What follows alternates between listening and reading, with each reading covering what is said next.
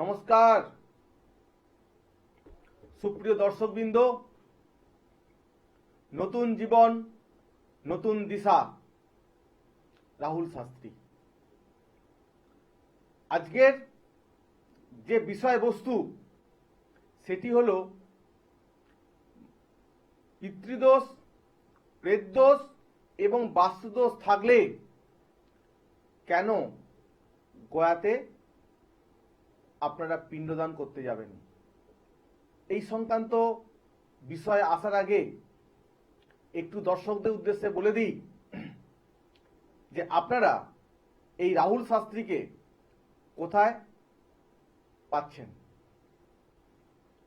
যেহেতু live programme চলছে, আপনারা অবশ্যই সরাসরি রাহুল শাস্ত্রীর সাথে কথা বলতে পারবেন। একটু বলে দিই, আপনারা পেয়ে যাচ্ছেন রাহুল শাস্ত্রীকে আরামবাগের চেম্বার, তারকেশ্বরের চেম্বার, কলকাতার দক্ষিণেশ্বরের চেম্বার, মেদিনীপুর এবং রায়গঞ্জ উত্তর দিনাজপুরে আপনারা পেয়ে যাচ্ছেন। যারা ভাবছেন এই রাহুল শাস্ত্রীর সাথে যোগাযোগ করবেন, আপনারা পাবেন 8334995193 ফোন নম্বরে। নমস্কার। নমস্কার। হ্যালো। হ্যাঁ, কোথা থেকে বলছেন? বলছি হচ্ছে শ্রীরামপুর থেকে। হ্যাঁ, কার বিষয়ে জানবেন ম্যাডাম? আমি আমার দাদার সম্বন্ধে জানবো। আচ্ছা, দাদার ডেট অফ বার্থ একটু বলে দিন। 9/4/1996।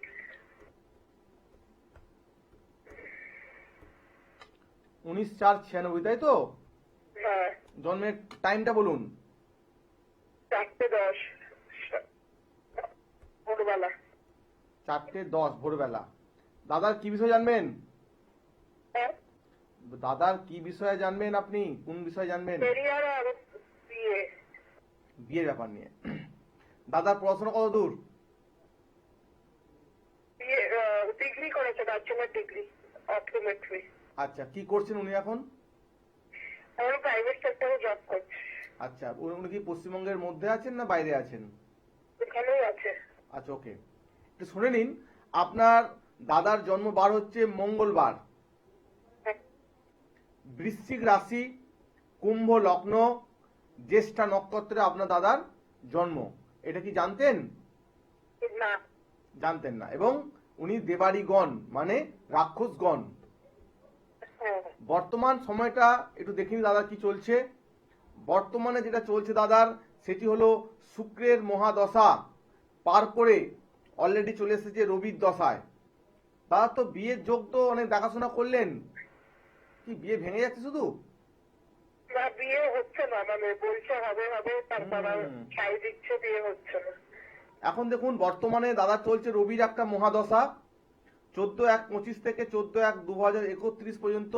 কিন্তু বর্তমানে ওর যে সময়টা চলছে, রবি নিচস্থ হয়ে আছে।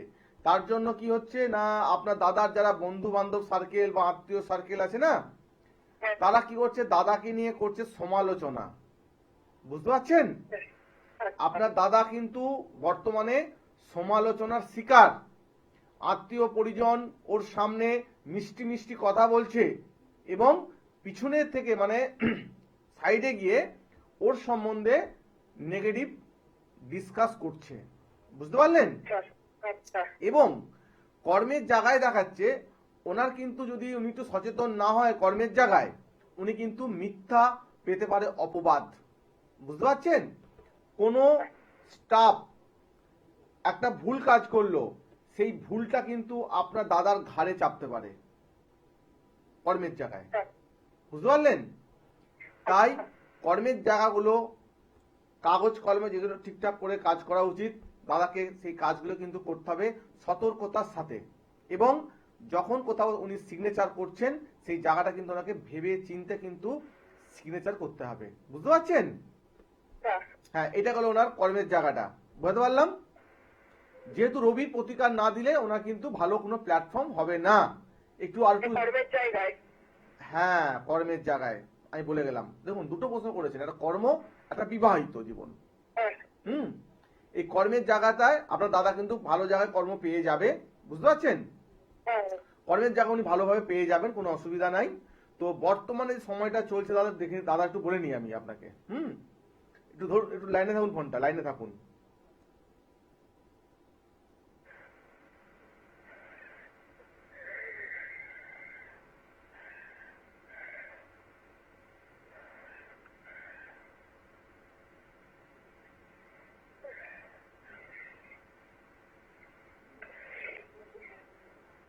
দেখুন ম্যাডাম, বলুন।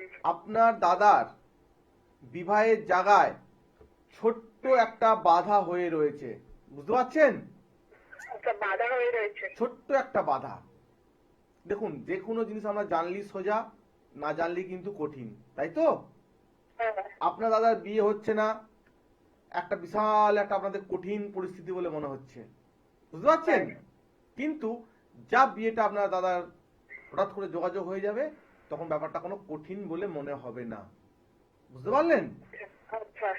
তাই সেজন্য যেটা করতে হবে, এটা তো ফোনে ফোনে ঠিক করা যায় না ম্যাডাম। আপনার দাদার জন্য আপনাকে একটিবার আসতে হবে রাহুল শাস্ত্রীর চেম্বারে। যেহেতু আপনি আচ্ছা। শ্রীরামপুর থেকে আপনি ফোন করেছেন, আপনি পেয়ে যাচ্ছেন। আচ্ছা, ওনার কি বিয়ের যোগটা পেরিয়ে গেছে না বিয়ের যোগটা? দেখুন ম্যাডাম, ওনার বিয়ের যোগ অলরেডি তৈরি হয়ে সময় পার হয়ে যাচ্ছে। তোমার পায়ে হয়ে গেছে? পার হয়ে যায়নি, মানে সময়টা হয়েছিল গুরুত্বপূর্ণ সময়, সেই জায়গায় একটু প্রতিকার থাকলে আপনার দাদার বিবাহটা হয়ে যেত। কিন্তু বর্তমান সময়ে এখনো একটা বিবাহের জায়গায় ওনার চান্স আছে। ওনার ছকের মধ্যে যেটা দেখতে পাচ্ছি, ঈশ্বরের আশীর্বাদে একটু অমৃতের ছিটে ফোটা, যে অমৃতের দ্বারা আপনার দাদার যে ছকের মধ্যে অমৃতের একটা যে যোগ ছিটে ফোটা পাচ্ছি, ওই অমৃতের যোগটা দিয়ে আপনার দাদার বিবাহিত জীবন শুভ বিবাহ হতে পারে। যদি আপনি ইমিডিয়েটলি প্রতিকার করে নিতে পারেন, 2026 সালে আপনি দেখতে পাচ্ছেন আপনার বৌদির মুখ, আচ্ছা। বুঝতে পারছেন? অতএব এই সংক্রান্ত যে আপনি আমাকে আলোচনা করেছেন, এটি ফোনে ফোনে ঠিক করা সম্ভব নয়। সবেতেই বাধা আছে, সবেতেই প্রতিকার করতে হবে, নাহলে ভালো হবে না। তাই তো, যখন আমাদের কোনো রোগ হয়, ব্যাধি হয়, যদি ডাক্তারের ওষুধটা না পড়ে, কি ভালো হয় ম্যাডাম? আচ্ছা, আপনার প্রতিকার কি? আপনার দাদার বর্তমান, শুনুন, দাদার বর্তমান কিন্তু সময়টা খারাপ, কিন্তু জীবনটা খারাপ নয়। ও খুব ভীষণ ভালো ছেলে আপনার দাদা, বুঝতে পারছেন? এর গ্রহগত সমস্যার জন্য, কিছু ব্যতিক্রম গ্রহের সমস্যার জন্য আপনার দাদা কিন্তু পিছিয়ে যাচ্ছে বিবাহিত জীবনের জায়গায়। কিন্তু ও ছেলে হিসেবে খুব ভীষণ ভালো ছেলে, বুঝতে পারছেন? এবং ও নিজ প্রচেষ্টায় ও একাধিক বাড়ি এবং গাড়ি ও করতে পারবে, বুঝতে পারছেন? ছোট ছোট প্রতিকার দরকার, পারলে আপনি যে বুকিং নম্বরটি আছে 8334995193, একটা নাম্বার আছে 8335835193, যে কোনো একটা ফোন নম্বরে আপনাকে তারকেশ্বর বা দক্ষিণেশ্বর চেম্বারে জন্য আপনি নাম লিখিয়ে আপনি আসতে পারেন, বুঝতে পারছেন? ঠিক আছে। ভালো থাকবেন ম্যাডাম। হ্যাঁ। হ্যাঁ, সুপ্রিয় দর্শকবৃন্দ, একটু আগে যে দিদি ফোন করেছিলেন তার দাদার জন্য, ওনার দাদার কিন্তু দেখা যাচ্ছে যে একদম বিয়ের যোগটা সুন্দরভাবে তৈরি হয়ে আছে, কিন্তু ছোট্ট একটা বাধার জন্য উনি কিন্তু সেই জায়গাটায় উনি পৌঁছাতে পারছেন না। দেখুন, আমাদের জীবনে চলার পথে একটা পাড়ের মাঝি চাই, পাড়ের মাঝি না হলে কিন্তু পারাপার হওয়া যায় না। একটা ফোন নিয়ে নেব। নমস্কার। হ্যালো। হ্যাঁ, কোথা থেকে বলছেন? আমি হরিপাল থেকে বলছি। আচ্ছা, হরিপাল থেকে বলছেন। আপনি কি রাহুল শাস্ত্রীর প্রোগ্রাম দেখেন না প্রথম দেখছেন? আচ্ছা, কার বিষয়ে জানবেন? আমার সম্বন্ধে। আচ্ছা, আপনার একটু ডেট অফ বার্থটা বলে ফেলুন। কত? 17 সেপ্টেম্বর। আচ্ছা, 17 সেপ্টেম্বর 2003। 2003। টাইম? ওইটা ভোর 5:30। কি করা হয় এখন আপনার? হ্যাঁ, কি বলছেন? কি করা হয়? আমি তো এখন গ্র্যাজুয়েশন পাস করে কম্পিটিটিভ এক্সামের জন্য পড়াশোনা করছি। আচ্ছা, কিসে অনার্স করেছেন আপনি? হ্যাঁ? কিসে অনার্স করেছেন? মানে আমি আর্টস নিয়ে পড়াশোনা করেছি। পাস কোর্সে পড়েছেন তো? হুম, হুম। আচ্ছা শুনে নিন, আপনার জন্ম হচ্ছে, আপনি বলেন ভোর 5:30 বললেন তো? হ্যাঁ, হ্যাঁ, আচ্ছা, আপনি হচ্ছে, আপনার জন্য বুধবার, হ্যাঁ, বৃষ রাশি, সিংহ লগ্ন, রোহিণী নক্ষত্রে জন্ম আপনার, বুঝতে পারছেন? হ্যাঁ, হ্যাঁ। নরগণ, মনুষ্যগণ, বর্তমানে যে সময়টা যাচ্ছে সেটি হলো রাহুর একটা চলছে মহাদশা। কিছু প্রতিকার নিয়েছেন? হ্যাঁ, হ্যাঁ। কি প্রতিকার নিয়েছেন? প্রতিকার নিতে অনেক আগে, সেই অনেক বছর আগে, 12 বছর হয়ে গেল, 10 বছর হয়ে গেল। আপনার ছোটবেলাতে যখন জ্বর হয়েছিল একটা ভ্যাকসিন দিয়েছিল, আবার বড়বেলা জ্বর হচ্ছে, তাহলে কি ওই ভ্যাকসিনে কাজ হয়ে যাবে? না, না, হবে না। এই কাজ বন্ধ। আপনি একটা কাজ করবেন, তারকেশ্বর চেম্বারটা আপনার কাছে হবে, পাচ্ছেন মঙ্গলবার, তারকেশ্বর স্টেশনের পাশেই পেয়ে যাচ্ছেন, ঠিক আছে? রাহুল শাস্ত্রীকে, এই যে ফোন নাম্বারটা আছে 8334995193, এই ফোন নম্বর, অথবা একটা নাম্বার আছে 8335 ফোন নম্বরে ফোন করে নাম লিখিয়ে এসো, ঠিক আছে? আচ্ছা, বলছি মানে আমি যে নিয়ে ছুটছি মানে। হ্যাঁ, এটা চেম্বারে বসে কথা বলবো, ঠিক আছে? এসো। হ্যাঁ, সুপ্রিয় দর্শকবৃন্দ, যে বিষয়টা নিয়ে আমি আলোচনা করছিলাম, যে বর্তমানে যে পিতৃদোষ নিয়ে যারা কেন গোয়াতে আপনারা পিণ্ডদান করতে যাবেন, এই সংক্রান্ত বিষয় আলোচনা অবশ্যই আমরা করব। যেটি বিষয় হলো, এর একটা ছোট গল্প বা কাহিনী আছে। এই গল্পগুলো একটু আলোচনা করতে গেলে আপনারা পরিষ্কারভাবে বুঝতে পারবেন। অনেক পরিবারে আছে, দেখবেন পিতামাতা মারা গেল, শ্রাদ্ধ শান্তি করার সময় 2 লাখ 3 লাখ আরো বেশি খরচ করে ফেললো। সমাজের লোক বলল কি, যে না, বাহ, বাবা মায়ের শ্রাদ্ধটা খুব সুন্দরভাবে তার পুত্র সন্তান বা কন্যা সন্তানরা করেছে। তো দেখুন, যদি আপনারা পিতামাতার মৃত্যুর পর গয়াতে পিণ্ডদান না করেন, তাহলে কিন্তু আপনাদেরকে সমস্যা অনেকভাবে ভুগতে হবে। আপনি না ভুগলেও পরবর্তী যে প্রজন্মকে কিন্তু খুবই কষ্ট পেতে হবে। এই গয়াতে আমরা কেন যাব, এটা খুব গুরুত্বপূর্ণ বিষয়। দেখবেন আপনি বাড়িতে পিতামাতা মারা গেল, শ্রাদ্ধ শান্তি করে কি করলেন না, শান্ত হয়ে গেলেন। কিন্তু না, যে বাড়ি বা পরিবারের কারো পিতামাতা যদি মারা যায়, 1 বছর পর বাৎসরিক ক্রিয়া করার পরে অবশ্যই আপনারা যাবেন পিতৃকর্ম করতে গয়া ধামে। গয়াতে কেন যাওয়া হবে, যে গল্পটি আমি ছোট আকারে আপনাদের সামনে তুলে ধরবো। এটি একটি পুরাণের অনেক কাহিনী আছে। পুরাণের কাহিনী বলতে গেলে, শিবের সঙ্গে যে দেবাদিদেব মহাদেব শিব, এই শিবের সাথে যে অসুর, মানে রাক্ষস কুল যে অসুর, ত্রিপুরাসুরের সাথে শিবের ভীষণ যুদ্ধ হয়। সেই যুদ্ধে ত্রিপুরাসুর ক্ষত এবং বিক্ষত হয়ে যায়। একটি ফোন নিয়ে নেব। নমস্কার। হ্যালো, হ্যাঁ, কোথা থেকে বলছেন ম্যাডাম? হালি শহর থেকে বলছি। আলী শহর থেকে বলছেন। আপনি কি রাহুল শাস্ত্রীর প্রোগ্রাম দেখেন না প্রথম দেখছেন? না, না, প্রথম দেখি না, দেখি, প্রোগ্রাম ভালোই লাগে, কিন্তু লাইন পায় না। আচ্ছা, অনেক তো লোকে চেষ্টা করে, লাইন পান না। বাহ, আপনি কার সম্বন্ধে জানবেন ম্যাডাম?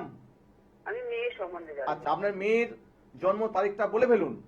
11/12/2002। জন্ম টাইমটা, হ্যাঁ, জন্মের সময়টা। সময়টা দুপুর 12টা 36।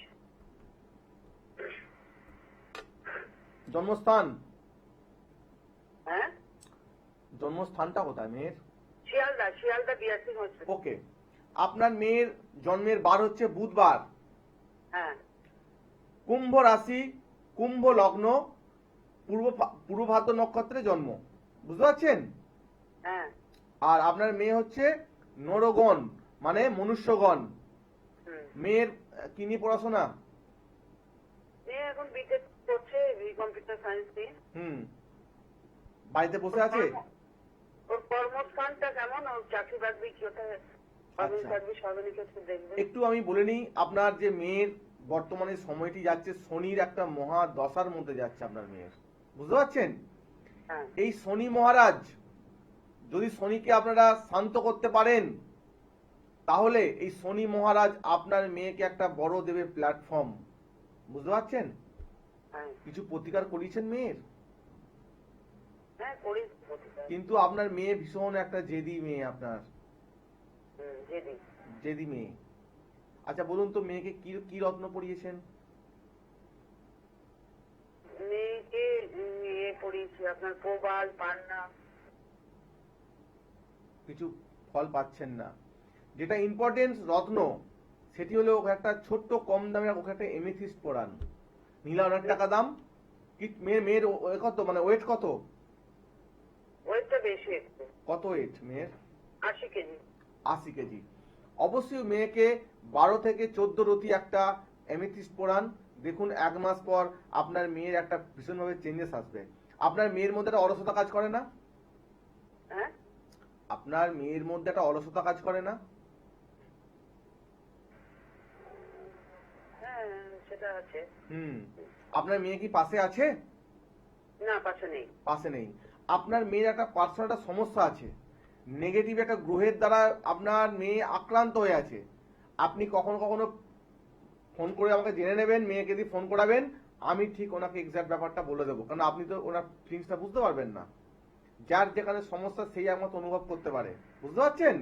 ওই জায়গা যদি ঠিক যদি না করেন, মেয়ের কি ভাবছেন যে বিবাহিত জীবনটা কি মানে চাকরি পাওয়ার পরে দেবেন, না এখন বিয়ে দেবেন চিন্তা করছেন? চাকরিটা পেলে স্যার ভালো হয়, চাকরিটা পাওয়ার আগে বিয়ে দেওয়ার এখন চিন্তা ভাবনা করিনি। অবশ্যই যেটা করবেন, আপনার মেয়ে কিন্তু নরগণ আছে, অবশ্যই জটক বিচার করে কিন্তু আপনার মেয়ের বিবাহ দেবেন। ছোট্ট একটা প্রতিকারের প্রয়োজন আছে। আপনি মনে হয় আপনার দক্ষিণেশ্বরটা কাছে হবে, যে মা যে দক্ষিণেশ্বর মন্দির, একদম গেটের মুখে আমার চেম্বার। এই ফোন নম্বরটা আছে 8334995193। আরেকটি নম্বর আছে দেখুন 8335835193।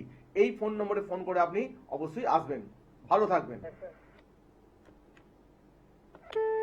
সুপ্রিয় দর্শকবৃন্দ, যারা আপনারা এই রাহুল শাস্ত্রীর প্রোগ্রাম নতুন জীবন নতুন দিশা আপনারা দেখছেন, যে বিষয়টা নিয়ে আলোচনা করছিলাম, যে পুরাণের একটা কাহিনী গয়াসুর সম্বন্ধে, যেটি হলো শিবের সঙ্গে যখন ত্রিপুরাসুরের যুদ্ধ হয়েছিল, ত্রিপুরাসুর ক্ষতবিক্ষত হয়ে গেছিলেন এবং তার প্রাণ গিয়েছিল।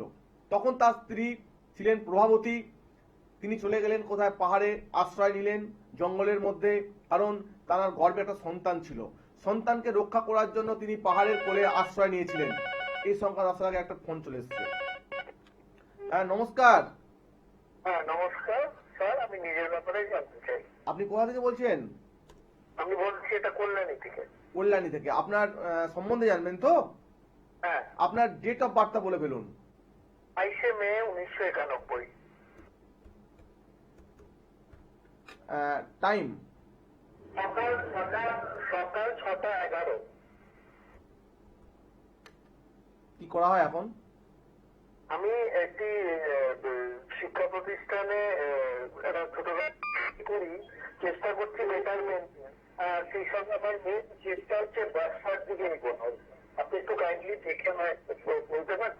আপনাকে বলে নিই, আপনাকে আপনার 22 মে বললেন, 1991 বললেন তো? হ্যাঁ 22 মে 1991 সকাল 6:11। হ্যাঁ, আপনার জন্ম হচ্ছে বুধবার। আপনার জন্ম বুধবার।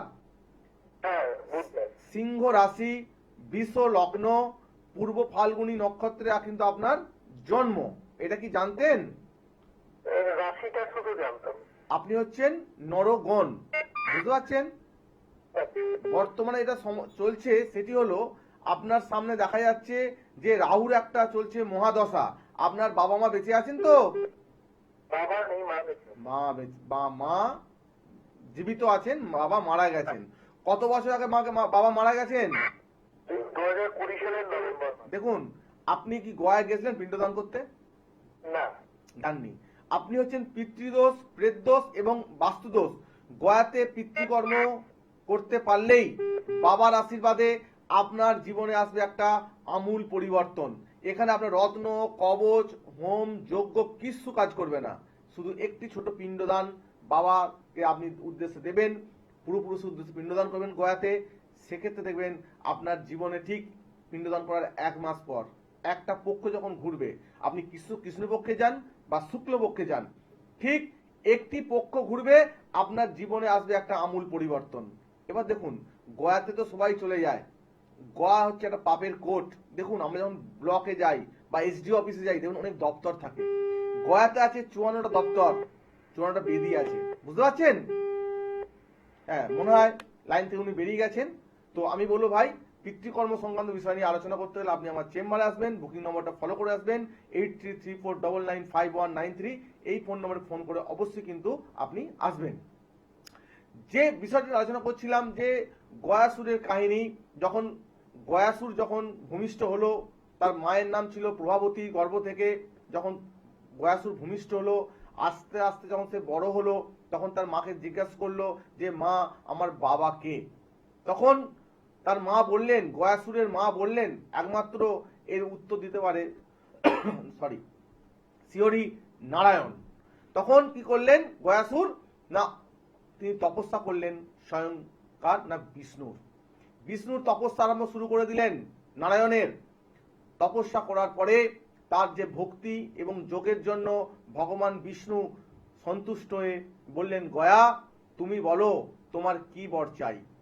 গয়াসুর বললেন যে প্রভু, আমার কোনো অমরত্ব চাই না, কোনো অস্ত্র শস্ত্র চাই না, আপনি আমাকে একটা বর প্রদান করুন যে আমাকে মর্তের লোক বা মানুষ এবং দেবদেবীগণ দর্শন এবং স্পর্শ মাত্রেই যেন জীবিত অবস্থায় আপনার বৈকুণ্ঠ বা বিষ্ণু লোকে যেতে পারে। তখন গয়াসুর বললেন, তথাস্তু।